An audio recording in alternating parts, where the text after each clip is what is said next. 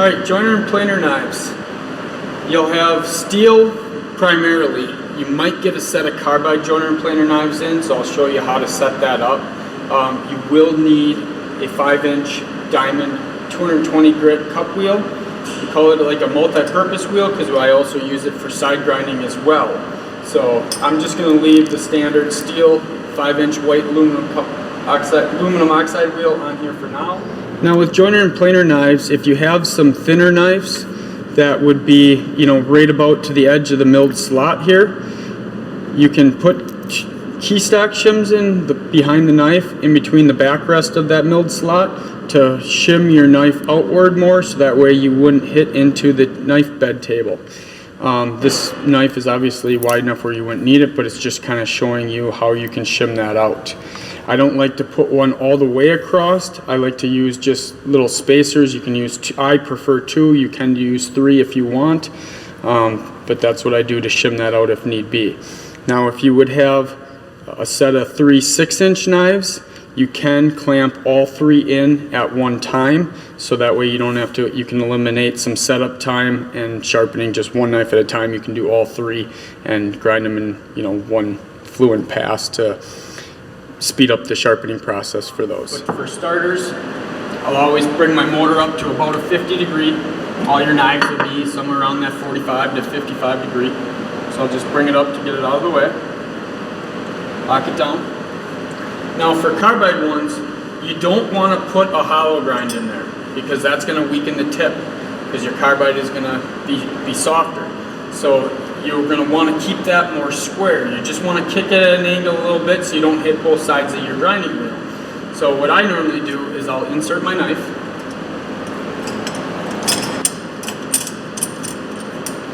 and now I will kind of bring my front corner almost to the upright on the AV-40 holding the motor. Pretty much right about there, and I'm just going to kick it so I got about a 1/2 inch of taper here. You can kind of see I got about 1.5 inches down to about 1 inch. Now with this, I'll use my clamp and I'll put it opposite, more on the other side because I can't see my hole there, and clamp it down and bring my motor down and match the angle to sharpen it. It's the same exact grinding procedures as steel, except for you don't want to put much of a hollow grind. You want more of a straight grind to that. So now that I kind of explained that, there will be some more information and pictures in the written instructions portion of it. So now this is a steel knife. So I'm going to set my fixture up. I always put a little hollow grind in these because it's going to make your tip stronger.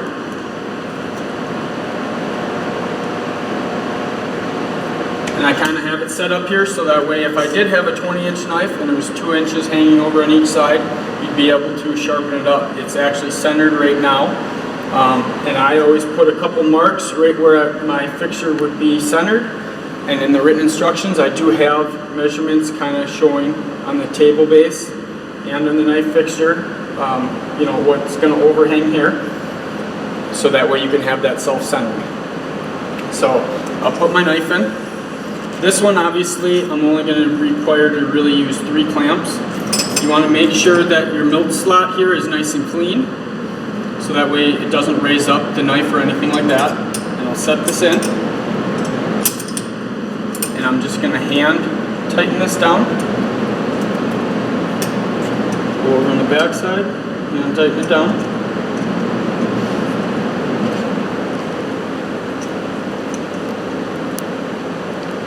Right there. I'll take my wrench and just give it a little snug, not much, and then I'm going to take the rubber end of a hammer and just kind of tap on it, make sure I'm in there nicely.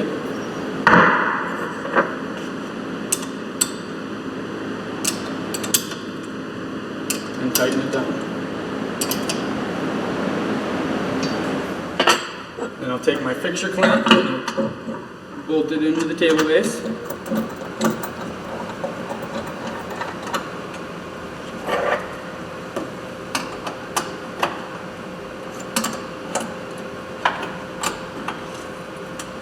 Snug that up.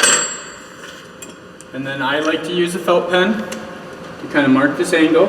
You don't have to do the whole angle, I just kind of do the front part just to make sure that I line this up correctly. You can use an angle finder to find this angle here. This one shows about 49, 50 degree. Bring my motor to it. Right now I'm set at a 50.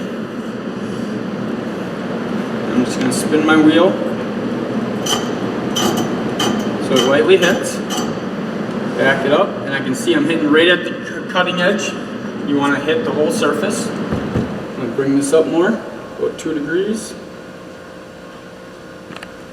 Just match this angle.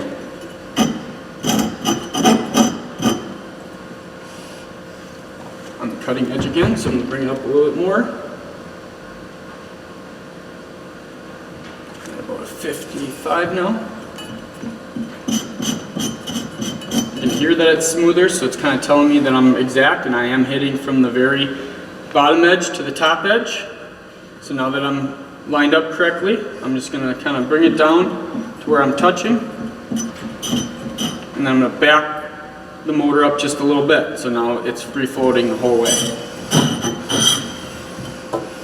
Now I'm going to give it a little bit of drag, tighten my drag knob up here, so that way it doesn't want to flex or anything like that. And I'm going to turn my motor on, lightly bring this in.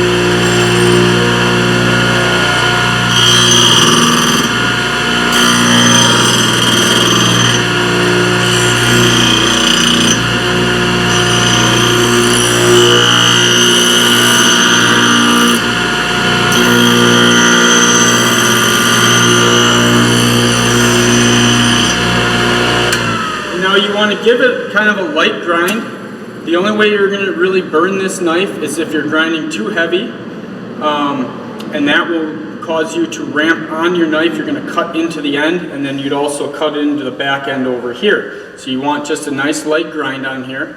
The other way that your knife can burn is if you're sharpening up a whole bunch of steel knives, and the wheel and the face of it, where you're grinding, starts to load up. You'll see it tarnish all black and everything like that. That'll also make it want to burn because you're going to polish your knife more than grind your knife. And you can redress it, and you can look in the chapter for dressing to follow the procedures on redressing the face of the wheel. So I'll turn my motor back on. I forgot to mention that I usually, any clamps that you're not using, I will tighten down just so that way it can't get in the way and hitting the motor. I like to keep my hand right here on the front bearing block and my back hand on the very back here to give it nice, to hold any vibrations really.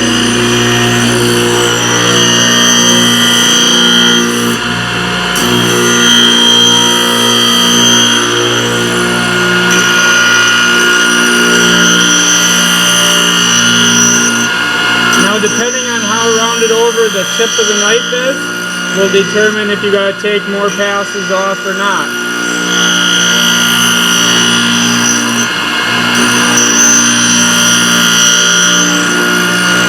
You want a nice steady forward and backward motion. And if you move too slow, you can also burn your knife as well. Every once in a while, I will take my angle finder and I will bring that up to see if I got a new burr on there. And I can see that I have quite a bit of a burr, but not across the whole entire edge, so I know I gotta require more sharpening.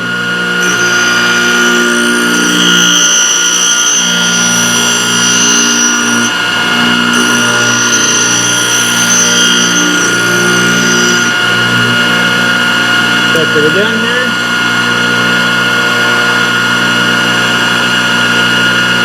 Now I can see a consistent burr going across there, so now I'm just going to back my motor up just a fuzz to give it a nice light pass going forward, back, and then again forward for my last stroke.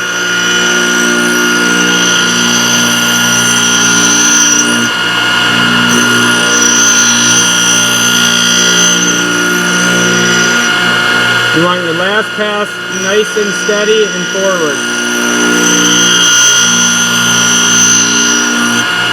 I'm going to turn my motor off, and I'm just going to turn it back about a quarter turn. Because now I'm not going to make contact, and then I can bring it back here. I can loosen my bolts to put the next knife in if you have a set of 2 or 3. You can use our motor stop clamp and put it on there, which you can see in our top grinding instructions chapter of our video, or you can just sharpen up all 3. And to remove the burr off of there, you can use a whetstone and run it underneath the grinding angle and on top of the grinding angle to loosen that burr off, to break it off, or you can refer to our deburring joiner and planer knives and wood chisel chapter in the training DVDs.